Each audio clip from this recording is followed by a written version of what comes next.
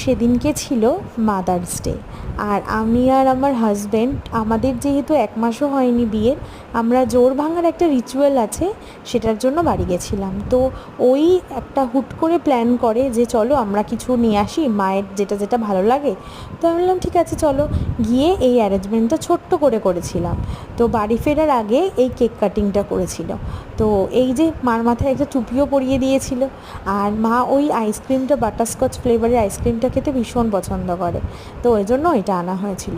তো যাই হোক, এই যে আমার হাজব্যান্ড আমার মা বাবার জন্য এতটা স্পেশাল কিছু করছে বা এতটা ভালোবাসা, হয়তো খুব ছোট্ট জিনিস কিন্তু মন থেকে ভেবে যে জিনিসটা করা, এটা আমার কাছে অনেক বেশি বড় একটা পাওয়া।